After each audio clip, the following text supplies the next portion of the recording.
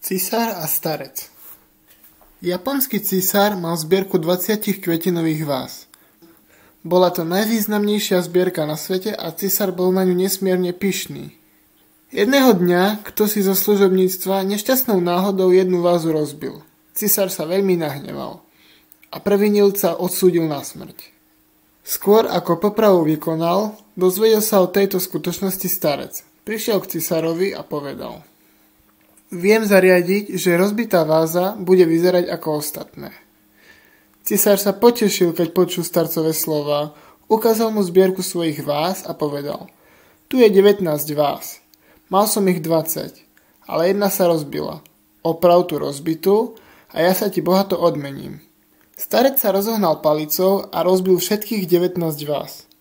Císar odčervenil od hnevu a zreval: Čo si to urobil, ty hlupák? Starec chladne odvetil: A či nevyzerajú rovnako? Splnil som svoju povinnosť. Každá z týchto váz by znamenala jeden ľudský život. Teraz si môžeš vziať len jeden, ten môj. Císara zaujala múdrosť a neohrozenosť starého muža. Ocenil ju tak, že ani starca, ani svojho sluhu nepotrestal. Poučenie: múdrosť je silnejšia než hnev.